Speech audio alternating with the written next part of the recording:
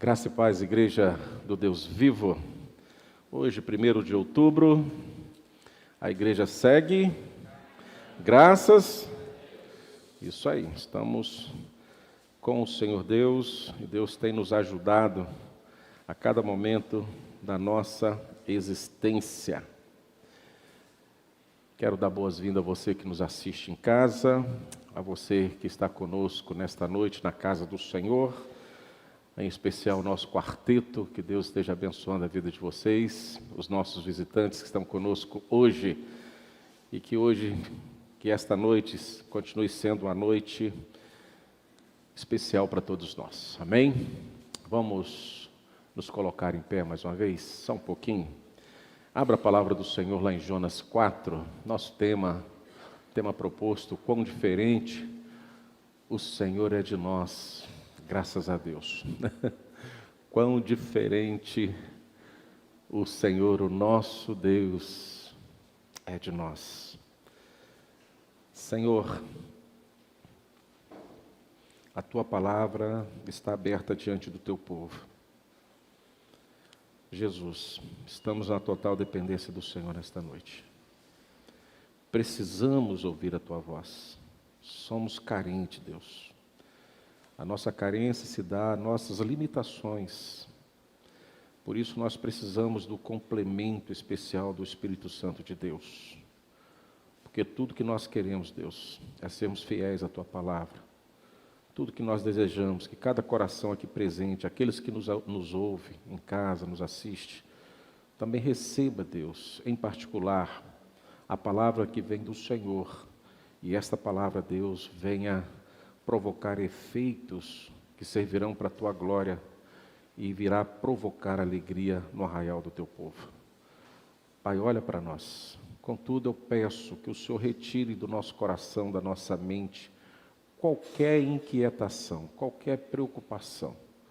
Que agora possamos voltar, Deus, à Tua presença e desejar muito somente ouvir a Tua voz. Então, aquieta o nosso coração, traga paz no nosso coração. Retira o que não Te agrada do nosso meio, Deus. Retira do nosso coração o que não é desejável ao Senhor, para que possamos, Deus, receber tudo do Senhor nesta noite. Por isso, abençoa. Sou grato pelo que já fizemos, mas precisamos do Senhor neste momento. É sob a Tua palavra, Deus. É com o Teu Espírito que queremos ministrar nesta noite. Em nome do Senhor Jesus. Amém. Amém. Ainda em pé, irmãos, vamos ler a palavra do Senhor a partir de Jonas, capítulo 4. Ao longo da nossa presença aqui no púlpito desta igreja, domingo à noite, hoje, se Deus quiser, nós vamos encerrar a exposição do livro de Jonas, do profeta Jonas. Vamos ler assim, todos juntos, todos nós juntos, numa só voz. Nos fala assim a palavra do Senhor. Com isso, desgostou-se Jonas extremamente e ficou irado. E orou ao Senhor e disse: Ah, Senhor, não foi isso que eu disse, estando ainda na minha terra? Por isso me adiantei fugindo para Tarsis, pois sabia que és Deus clemente e misericordioso, e tardio em irar-se, e grande em benignidade, e que te arrependes do mal. Peço-te, pois, ó Senhor, tira a minha vida, porque melhor me é morrer do que viver. E disse o Senhor: é razoável essa tua ira? Então Jonas saiu da cidade e assentou-se ao oriente da mesma, e ali fez uma enramada e repousou debaixo dela à sombra, até ver o que aconteceria à cidade. Então fez o Senhor Deus nascer uma planta que subiu por cima de Jonas, para que fizesse sombra sobre a sua cabeça, a fim de o livrar do seu desconforto. Jonas, pois, se alegrou em extremo por causa da planta. Mas Deus, no dia seguinte, ao subir da alva, enviou um verme, o qual feriu a planta, e esta se secou. E nascendo o sol, Deus mandou um vento calmoso oriental. O sol bateu na cabeça de Jonas, de maneira que desfalecia, pelo que pediu para si a morte, dizendo: melhor me é morrer do que viver. Então perguntou Deus a Jonas: é razoável essa tua ira por causa da planta? Ele respondeu: é razoável a minha ira até a morte. Tomou o Senhor, tens compaixão da planta, que te não custou trabalho, a qual não fizeste crescer, que nenhuma noite nasceu e numa noite pereceu. E não hei eu de ter compaixão da grande cidade Nínive, em que há mais de 120.000 pessoas que não sabem discernir entre a mão direita e a mão esquerda, e também muitos animais. Amém? Poder sentar, irmãos.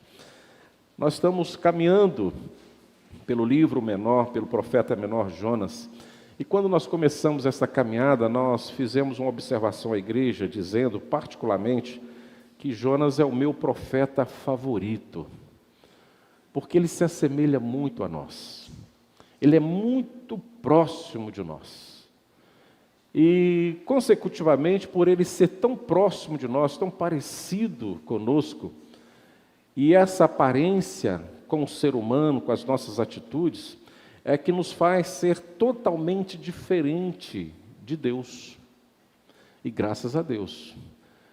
E quando nós olhamos para Deus, nós percebemos como Deus é diferente de nós.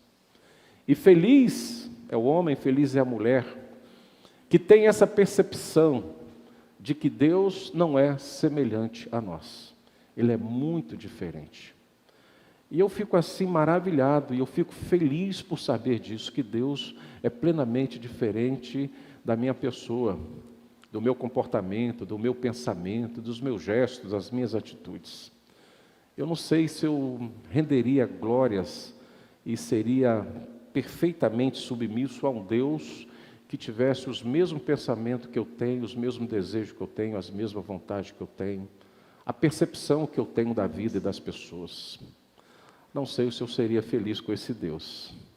Mas com esse Deus de Jonas, que é o meu Deus, eu sou muito feliz, porque eu sei que Ele é muito diferente de cada um de nós. E nós vamos perceber isso na palavra de Deus. E nós vamos perceber isso também no testemunho de Jonas. Jonas acaba, nesse capítulo 4, fazendo uma referência, dando um testemunho de quem é o seu Deus, em detrimento de quem era Jonas, diante dos seus pensamentos, seus gestos, suas atitudes e sua vontade. O capítulo 4 que nós lemos começa assim, o versículo 1. Com isso, desgostou-se Jonas extremamente e ficou o quê? Irado. Ficou irado.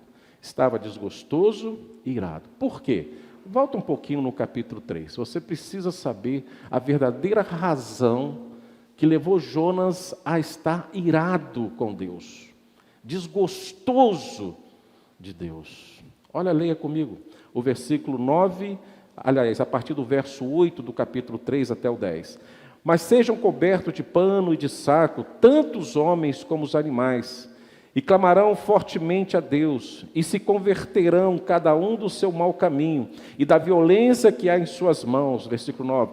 Quem sabe se voltará a Deus e se arrependerá, e se apartará do furor de sua ira, de sorte que não pereçamos? Olha o versículo 10, a razão da ira de Jonas.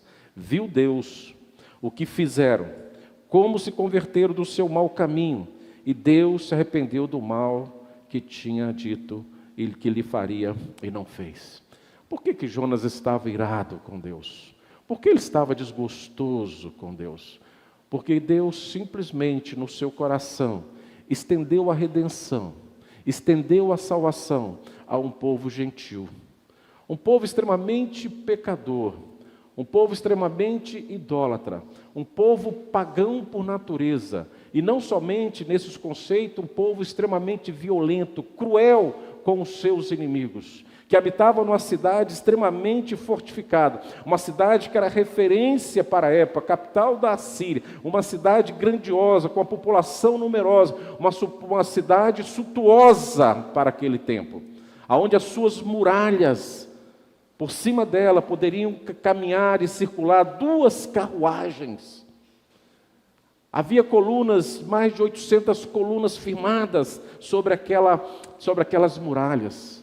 Uma cidade diferenciada, a capital da Síria, de extrema importância. E Deus viu nessa cidade, viu neste povo, e achou graça diante desse povo, e o quis abençoar. Esta era a razão do chamado de Jonas, da vocação de Jonas diante de Deus. Quando Deus chama Jonas, lá no primeiro capítulo, fala: dispõe-te, vai à cidade de Nínive.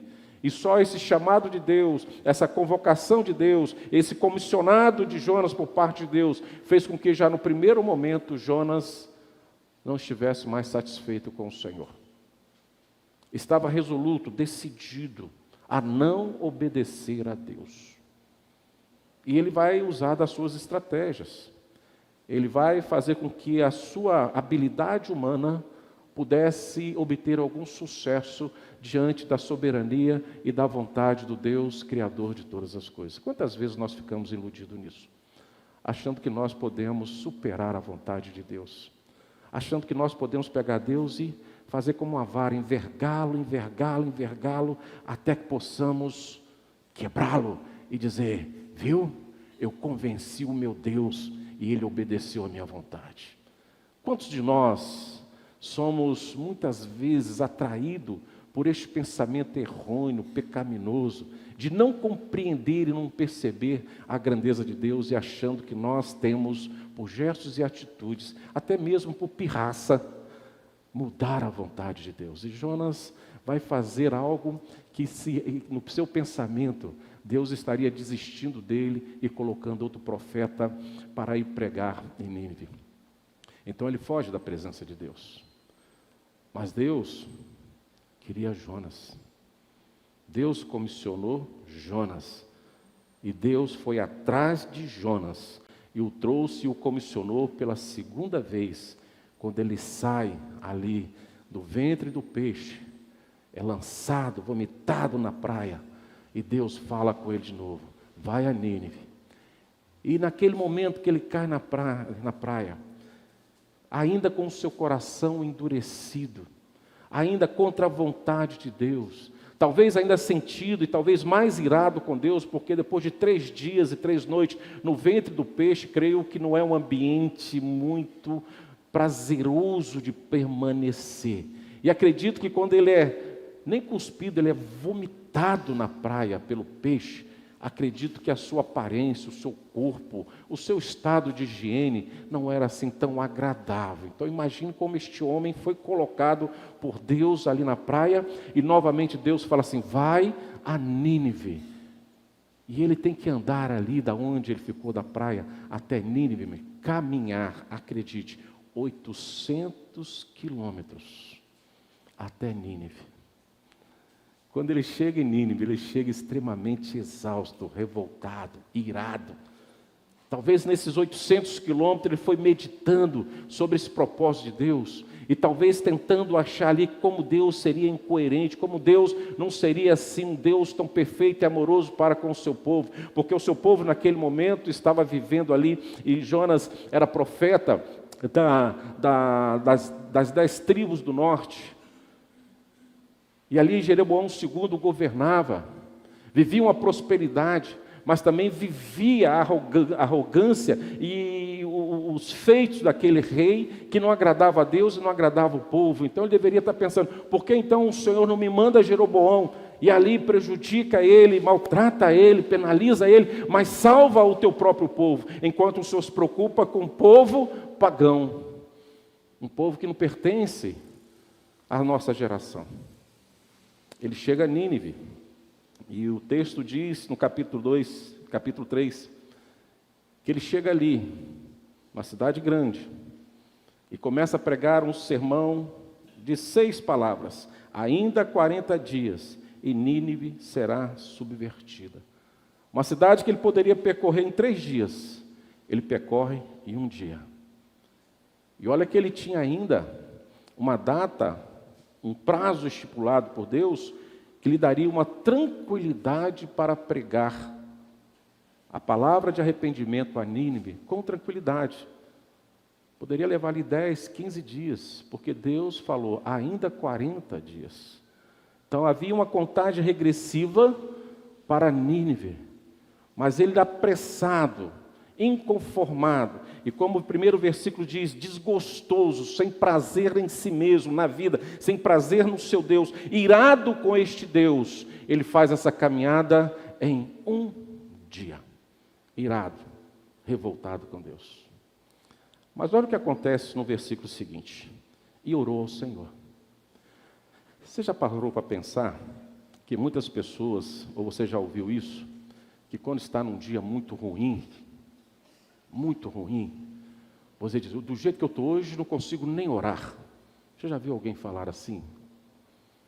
Você está tão triste, tão irado, tão aborrecido, tem algo que não está bom, não está de acordo com a sua vontade, não está de acordo com os seus pensamentos, com os seus afazeres, as coisas estão dando errado, e você está revoltado com Deus, você está revoltado com a esposa, com os filhos, com o patrão, com as pessoas, com os amigos, e você ainda declara, olha, do jeito que eu estou, eu não consigo nem orar. Interessante que Jonas, o texto apresenta que ele estava desgostoso e irado, e o início do versículo 2 é o início de uma oração. Olha como Jonas ora, acompanhe comigo. E orou ao Senhor e disse, aquele Senhor, aquele Deus, o seu Deus, que ele está irado, que ele está desgostoso, mas ele está orando, ele está falando com Deus. E é por isso que eu amo em saber que Deus é diferente de nós.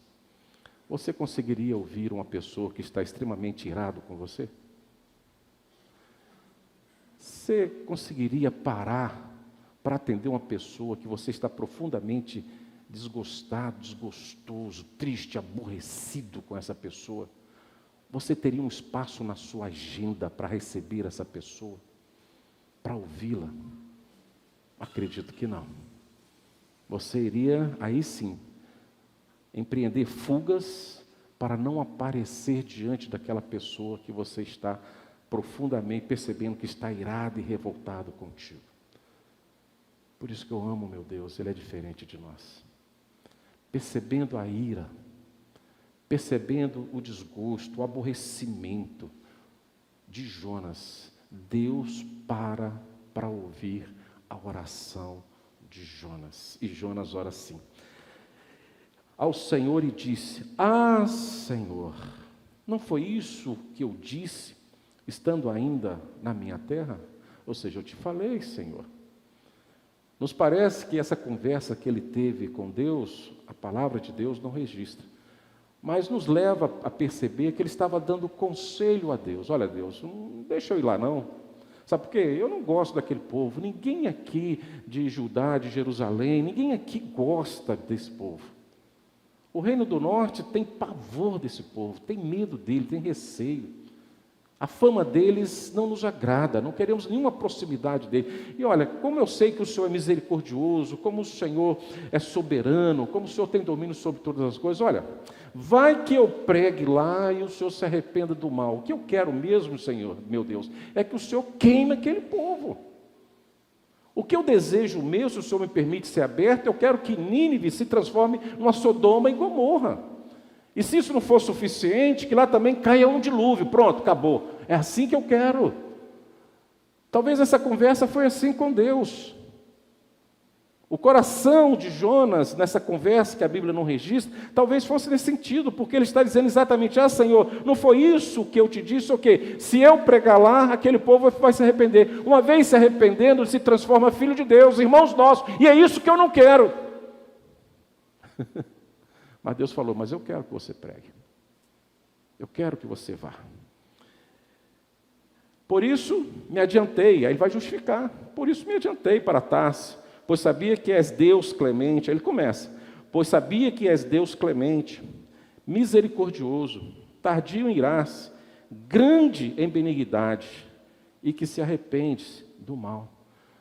Jonas tinha convicção, ele tinha conhecimento, ele sabia de toda a lição do breve catecismo do povo judeu. Ele conhecia a teologia perfeitamente e conhecia o seu Deus, só não concordava com a vontade de Deus. Só não concordava com o seu chamado, em especial naquele momento. Ele só não estava ali de acordo com aquele projeto de Deus de levar salvação a um povo pagão, gentil, violento, pecaminoso, que tinha suas mãos marcadas, manchadas pelo sangue. Mas ele reconhece, quando ele foge, a razão de sua fuga se dá em conhecer primeiro que um Deus clemente, um Deus misericordioso, um Deus que tarda em irar, que ele é longânimo, que ele é benigno de uma forma tremenda diante daqueles que se arrependem dos seus pecados. Qualquer um poderia se arrepender, menos o povo de Nínive para Jonas. Na sua oração, há um atrevimento de Jonas. E quando eu costumo falar aqui nas reuniões de terça-feira, que a oração, irmãos, é um instrumento que nos liga aos céus, nos dá intimidade com os céus. Eu arrisco a dizer nesta noite a você que está aqui, é através da oração que somos conhecidos no céu, porque é a conversa que o filho tem com o pai. É ali que nós abrimos o coração. Então, quem não ora não conhece o Pai. Também não é conhecido por Deus. Então, quando nós estamos na oração buscando este Pai, e quando Ele ressalta que se, na sua desconfiança, o Senhor agiria como agiu, com misericórdia, com clemência, com benignidade com o povo lá de Nínive, ele também sabia que Deus estaria agindo da mesma forma para com ele, porque quando ele estava lá no ventre do peixe, na sua oração, Deus usou de misericórdia para com ele.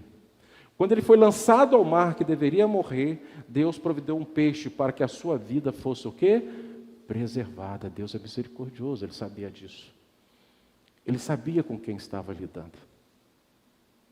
E nesta oração, irmãos, ele abre o coração. E talvez, numa análise crítica, não seria aquilo recomendável para nós conversarmos com Deus. Mas Deus está pronto para ouvir aquilo que está no nosso coração. Sabe por quê? Porque esta é a verdade que existe lá dentro. Não tem como nós mudarmos a nossa fala, a nossa oração, escondendo algo de Deus. Então é melhor falar a verdade. É melhor abrir o coração, porque é uma conversa de filho com o pai. E este Pai estará pronto a te ouvir e te entender e compreender. Por isso precisamos orar. E olha o que ele pede, olha o seu pedido. Peço-te, pois, ó Senhor, tira a minha vida, porque é melhor me morrer do que viver. Tira-me a vida. Irmãos, vivemos um mês aí do alerta contra o suicídio. Quando acontece o suicídio, muitas das vezes, é porque as pessoas perderam o prazer na vida. Está desgostoso em si mesmo, decepcionado em si mesmo. Quando ele olha para frente, ele não vê solução para os seus problemas. Ele tem uma interpretação de que o melhor para ele, a resposta para o seu sofrimento, para os seus dramas, para as suas dores, para os descontentamentos, para aquilo que vem trazendo dores em sua alma, é a morte. Esse era o estágio de Jonas. Ele estava tão afligido pelo amor de Deus para com o povo pagão, que ele não concordava, que ele falou assim, só tem uma solução para a minha existência, é morrer. Mas isso é um pedido que eu faço a Deus, que Ele me atenda. E isso não é assim um fato isolado na palavra de Deus, não. Nós vamos ver aí Elias fazendo o mesmo pedido, desejando que o Senhor o recolhesse, porque também vivia a mesma situação, não revoltado com Deus, mas tendo medo dos perigos que porventura ele estaria novamente enfrentando diante de Jezabel. Então o seu olhar assim, como se não houvesse mais soluções, atitudes que pudessem mudar a sua realidade. Isso nos leva a um desgosto, nos leva a um descontentamento e nos leva a desistir da nossa existência. Jonas chegou a este ponto, porque percebeu que Deus não estava submisso à vontade de Jonas, mas estava tremendamente ali soberano e demonstrando o seu amor, a sua graça, a sua misericórdia e promovendo a redenção a um povo que carecia de salvação. Peço a morte. E olha como Deus vai tratar e responder à oração de Jonas. Que maravilha esse Deus, como Deus é diferente, né? De nós. Qual a resposta que você daria a Jonas? Ah, Jonas, já que você quer morrer, vem, morre logo, vem para cá, acaba com tudo. Olha como é que Deus trata ele. E disse o Senhor: é razoável essa tua ira? É razoável? Por que você está irado? É porque eu estou salvando, libertando uma nação, uma cidade do pecado? Você está revoltado porque um povo reconheceu o meu senhorio, que está recebendo-me como Senhor e Salvador de sua nação, onde todas as pessoas ali se renderam e reconhecendo eu como Deus provedor de todas as coisas e que tem o controle de todas as coisas da minha mão, que agora reconhece eu como Senhor e Salvador das suas vidas. É razoável a sua ira? É razoável a nossa ira, irmãos, quando Deus não responde às nossas vontades? É razoável o nosso descontentamento, a nossa ira, quando Deus não cura uma enfermidade nossa? É razoável o nosso descontentamento, a nossa ira, quando Deus não vai prover uma prosperidade necessária e suficiente para que eu tenha uma vida prazerosa na face da terra? É razoável a minha ira, o meu descontentamento com Deus, quando Deus não moveu o coração do meu filho para permanecer na casa do Senhor e louvar ao Senhor para todo sempre? É razoável a minha ira, o meu descontentamento com a vontade de Deus sobre todos nós? É isso que Deus está falando com Jonas. É razoável o seu contentamento, o seu desgosto, a sua ira?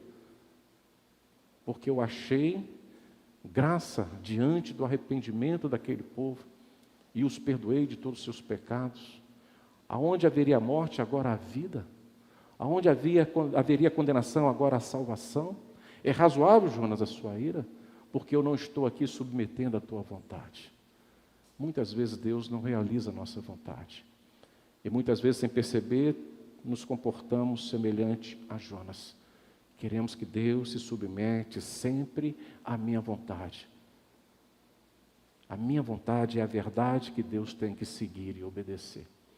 E quando isso não acontece, alguma coisa não está tão prazerosa na nossa existência, nós ficamos irados, desgostosos, fugimos, paramos a caminhada. Aí ficamos assim aborrecidos com Deus de tal forma que não queremos mais fazer nada. Ah, agora que Deus que se vire. Ele não atendeu a minha oração, eu dei uma dica para ele, do jeito que as coisas têm que ser.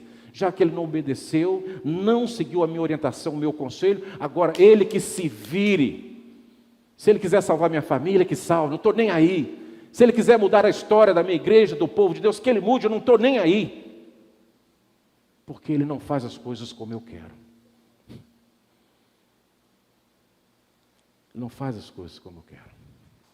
Jonas estava nessa situação e Deus disse: é razoável a tua ira? Quando Deus responde desta forma a oração de Jonas, olha a atitude de Jonas. Jonas é um cara assim vocacionado para a fuga. Então quando ele era pressionado e ficava sem razão, ele, saída pela direita. Olha o que diz o versículo seguinte. Então Jonas saiu da cidade, não respondeu nada a Deus.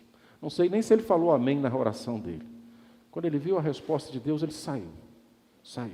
Então Jonas saiu da cidade e assentou-se ao oriente da mesma, e ali fez uma enramada, irmãos, para que os irmãos possam saber direitinho.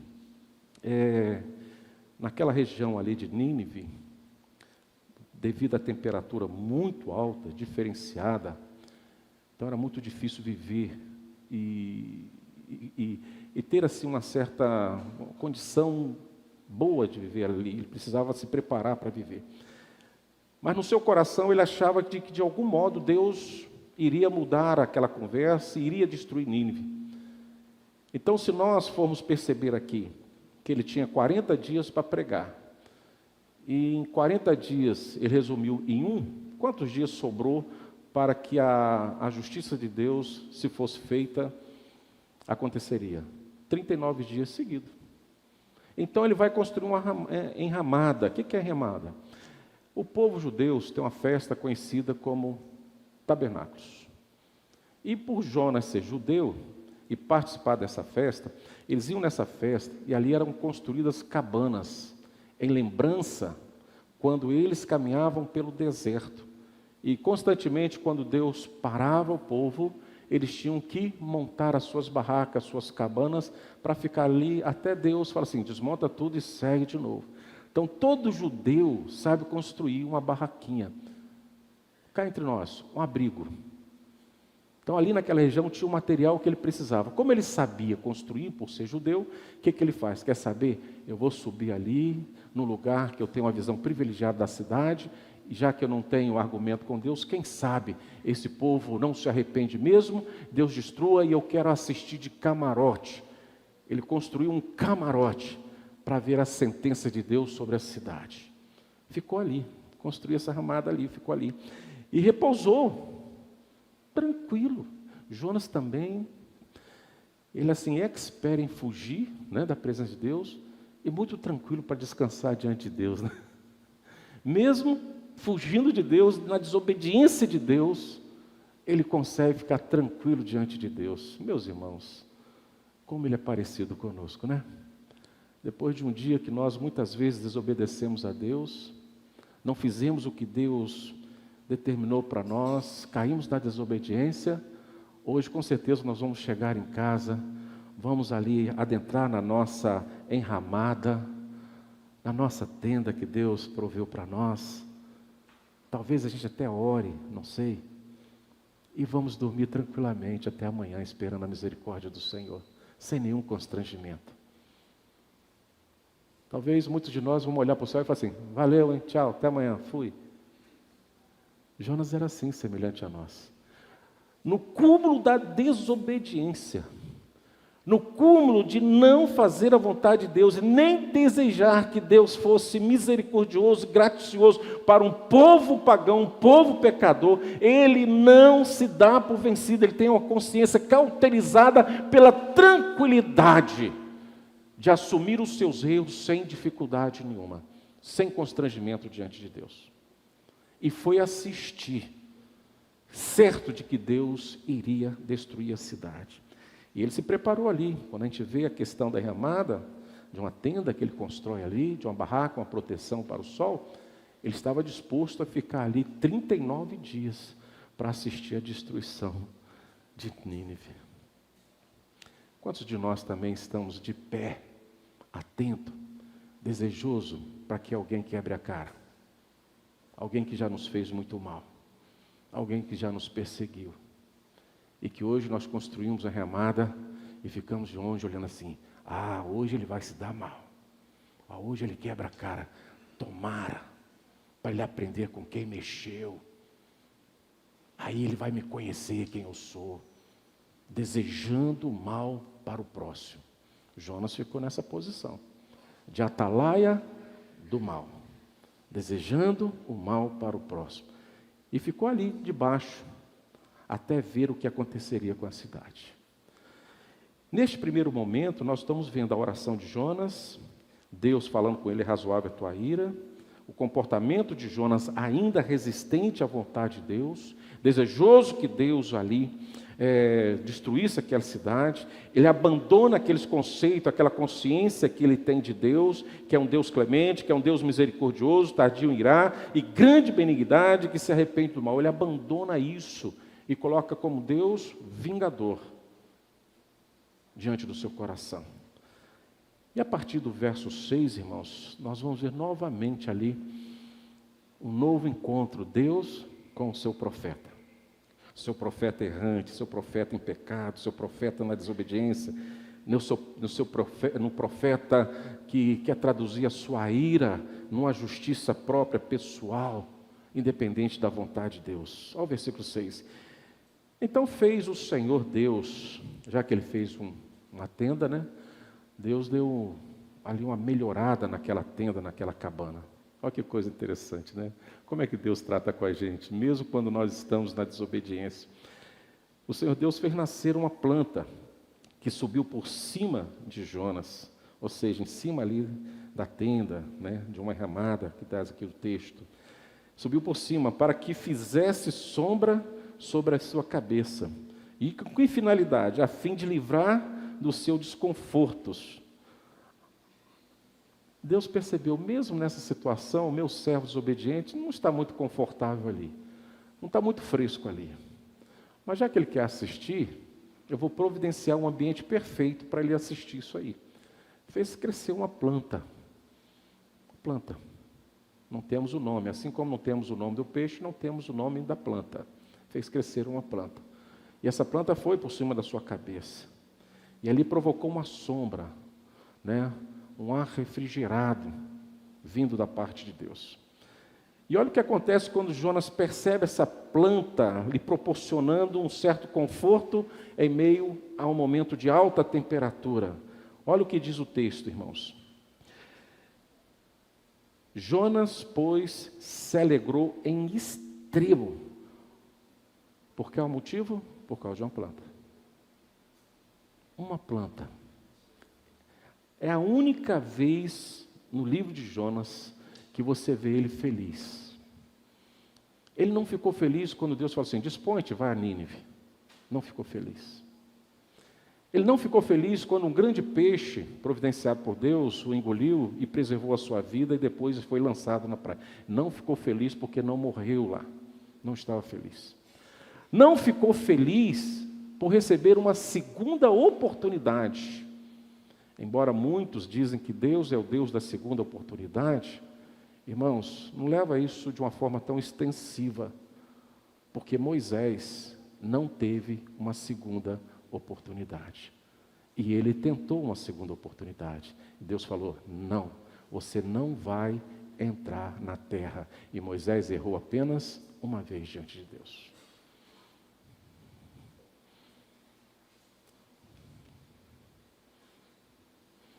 Então não estenda esse conceito de que Deus vai te dar uma nova oportunidade, não. Porque Ele é soberano. Ele sabe pensar no meio do seu povo aqueles que vão gozar desse privilégio e aqueles que não. Moisés não teve a segunda oportunidade. Jonas teve, mas ele não ficou feliz. Não ficou feliz. Não ficou feliz, irmãos, quando ele prega um sermão de 6 palavras e alguns teólogos, alguns irmãos que são assim, extremamente habilidosos no que a gente fala da pregação da palavra, que é um sermão medíocre, fraco, que humanamente dizendo não alcançaria nenhum resultado, graças a Deus. Porque a vontade de Jonas era essa mesmo. Ele queria que o seu sermão não tivesse resposta, não tivesse sucesso. É o único pregador que eu conheço que pregou não querendo o sucesso, o resultado positivo da sua pregação. O único. O único também que não viu alegria nenhum tendo esse privilégio de ser o primeiro missionário aos gentios, comissionado por Deus ainda no Velho Testamento. Não alegrou seu coração. Não trouxe alegria ao seu coração.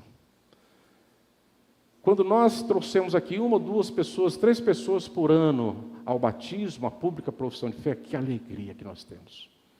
Por ano. Jonas, em um dia, pasme, converteu 500.000 aproximadamente de pessoas. Com um sermão de 6 palavras. E isso não trouxe alegria no seu coração. Talvez você esteja perguntando, por que 500.000, não era 120? Que alguns irmãos dizem que esse 120 é direcionado às crianças, que não sabiam discernir da sua mão direita, da sua mão esquerda. Então você coloca assim, isso também é comprovado, né, pelos meios da ciência, que Nínive, naquele momento, atingia 500.000 de pessoas. 500.000 de pessoas, do rei, do governador, a pessoa mais humilde, se converteu naquele dia. E ele não ficou feliz. Mas o que trouxe alegria ao coração de Jonas, então? Uma planta. Uma planta que tinha uma função de amenizar o seu sofrimento para esperar o fim daquela cidade. Ele ficou muito feliz. A única O único momento que a Bíblia registra, o livro de Jonas registra, que ele ficou feliz e se alegrou em extremo. Mas olha o que Deus faz. Olha como é que Deus vai se relacionar com Jonas. Ele vai prover a planta, traz uma alegria momentânea no coração de Jonas, para provocar depois um diálogo com Jonas, entre qual era a alegria de Jonas e qual é a alegria e o prazer de Deus. O que Deus vai fazer no outro dia? Olha o texto, acompanhe comigo, irmão, a partir do versículo 7. Mas Deus, no dia seguinte, ao subir da alva, ou seja, ao começar o dia, enviou um verme. Esse mesmo Deus, que fala com a chuva, que fala com o vento, que fala com o grande peixe, que fala com todas as suas criaturas, é o mesmo Deus que providencia agora um verme. Aquele que fez nascer a planta, fala com o verme, e o verme ouviu a voz de Deus, e vai lá, né? E feriu a planta, e diz o texto, e esta se secou. Mas Deus não ficou satisfeito só com isso. Deus não ficou satisfeito apenas em enviar um verme e secar a planta. Deus fez mais. Olha o que Deus fez. Deus sabe como mexer com o seu povo, né? Ele sabe os nossos limites. E não economiza. Deus não economiza para ir falar conosco e provocar a sua vontade em nós. Deus não economiza. Olha o que ele diz. Secou. E nasceu, versículo 8. E nascendo o sol, Deus mandou agora um vento calmoso, oriental. O sol bateu na cabeça de Jonas, de maneira que desfaleceu, pelo que pediu para si a morte, mais uma vez, dizendo, melhor é morrer do que viver. Deus dá a sombra, o refrigério, ele se alegra. Deus tira a sombra, Deus tira o refrigério, Deus faz mais, vem um vento e aquece mais, provoca um calor absurdo na cabeça de Jonas, que ele não consegue ali suportar. Deus provoca algo extremo no coração de Jonas. Se ele já está virado apenas em saber que Deus havia perdoado o povo de Nínive, agora a sua ira aumenta, porque ele está num desconforto total. Um sol tremendo veio sobre ele, aquele vento veio para ali trazer um desconforto pleno naquele momento que ele assistia. E mais uma vez, ele perde a morte. Ou seja, o meu único prazer que eu tinha era uma sombra. O meu prazer de viver era sentir esse refrigério, essa paz aqui no monte.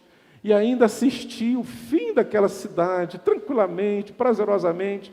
E vem esse Deus e retira esse único prazer da minha vida, que é uma planta. Eu quero morrer.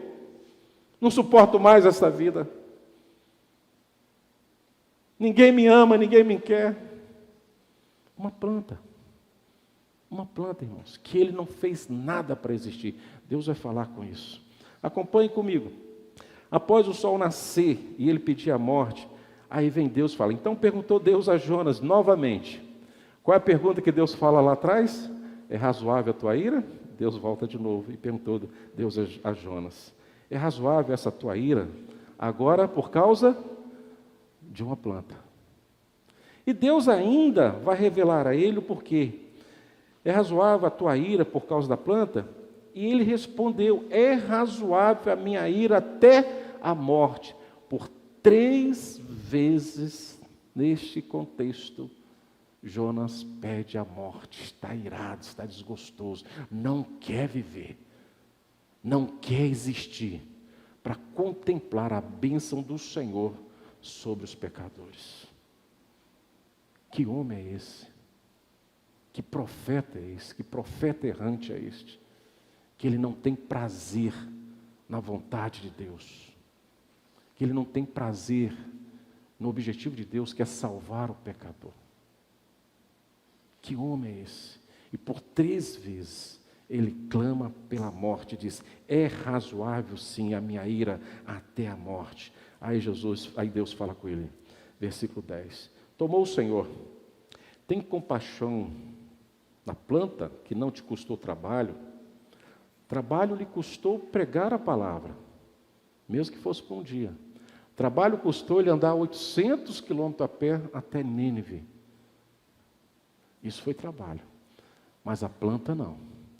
E Deus explica a ele, fala com isso, né? Tem compaixão da planta, que não te custou trabalho, a qual não fizesse crescer, nem que numa noite nasceu e numa noite pereceu. E Deus se revela o seu maior dom, a sua melhor vocação, se eu posso dizer assim, a Jonas. E não hei eu de ter compaixão da grande cidade de Nínive. Deus se revela para ele. Se você está preocupado com uma planta, eu estou preocupado com os homens, com os pecadores, que carecem da salvação, e só eu posso salvar. Nós estamos muito preocupados, irmãos, com coisas. Estamos muito preocupados com a nossa própria vida. E não estamos preocupados com os pecadores, que caminham para a morte. Talvez nós ainda não chegamos diante de Deus e pedimos a morte. Talvez nós, diferente de Jonas, queremos viver e viver muito. Mas para que viver muito se não andamos na obediência de Deus? Jonas já queria eliminar esse tormento. Se for para viver assim, eu prefiro morrer. E nós caminhamos nos mesmos pensamentos e muitas vezes sem perceber nas atitudes de Jonas. Ficamos tristes com Deus quando Deus nos leva às dificuldades ou nos permite as dificuldades. Ficamos aborrecidos com Deus. Desistimos de Deus. Não falamos mais de Deus. Até não chegamos a Ele em oração. Ficamos tão aborrecidos. Quero falar com o Senhor hoje não. Eu orei, o Senhor não me deu, o Senhor não me ouviu, não me atendeu, não quero falar com o Senhor não. Porque Deus não caminha conforme a nossa vontade. Nós ficamos extremamente aborrecidos.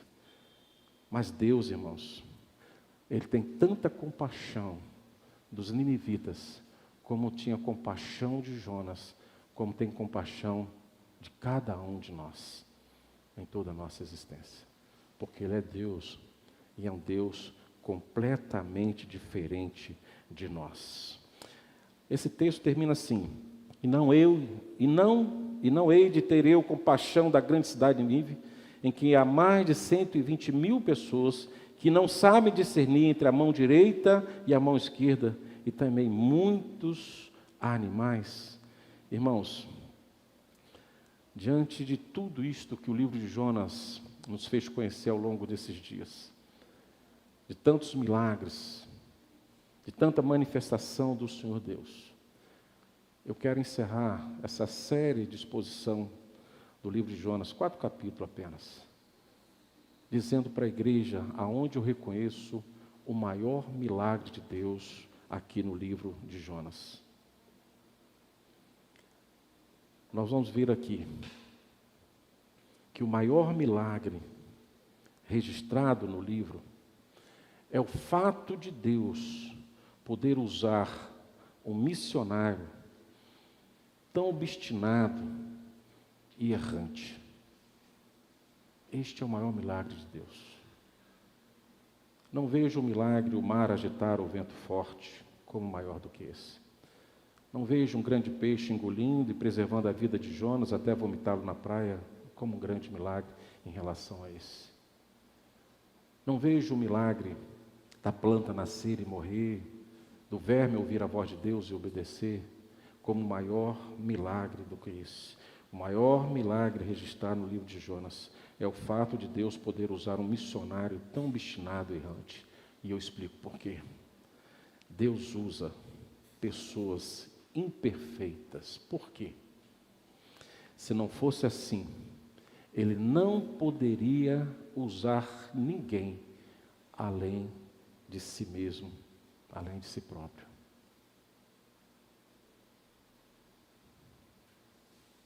Esse é o maior milagre. E é por isso que você está aqui.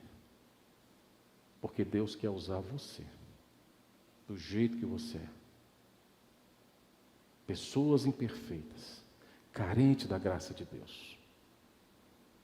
Porque Porque se Deus fosse usar pessoas perfeitas, tinha que usar somente Ele. Nenhum de nós encaixaríamos nessa identidade pessoal com Deus, semelhante a Deus. Porque nós somos muito diferentes de Deus. Que Deus nos ajude, contudo, a observarmos exemplos que a história de Jonas nos traz pela graça, e assim mortificarmos nossos pecados e paixões para servirmos exclusivamente a Deus, dia após dia, mas com mais amor ao próximo, com mais compaixão ao próximo e mais temor a Deus.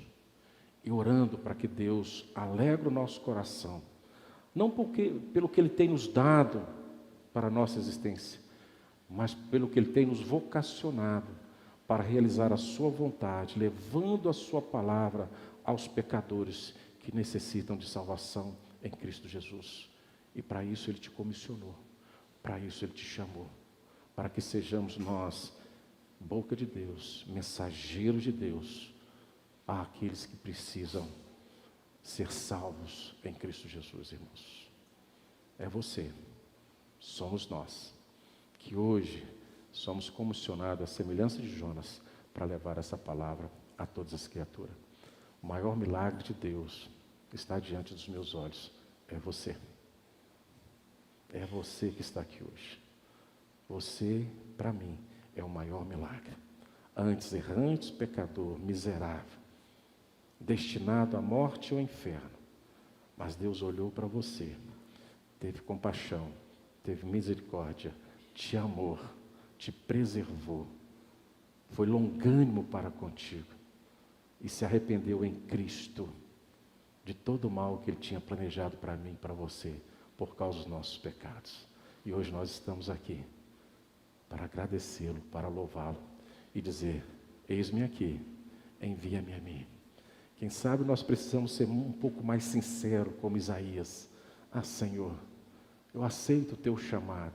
Eu sei que o mundo é carente da tua graça. Eu aceito ser comissionado para pregar, mas eu habito em meio de pessoas rudes, pecaminosas, sanguinárias, e eu tenho meus lábios impuros. E Deus vai falar assim: calma, eu vou tirar uma brasa viva, colocar em sua boca, te purificar, e você será agora a luz do mundo e sal da terra em meu nome, aonde quer que seja, para a minha glória, para a sua alegria e a alegria de muitos que irá conhecer esse Deus tão diferente de nós para todo sempre. Amém? Que Deus nos abençoe, que Deus nos guarde, que Deus caminhe conosco em todo momento da nossa existência.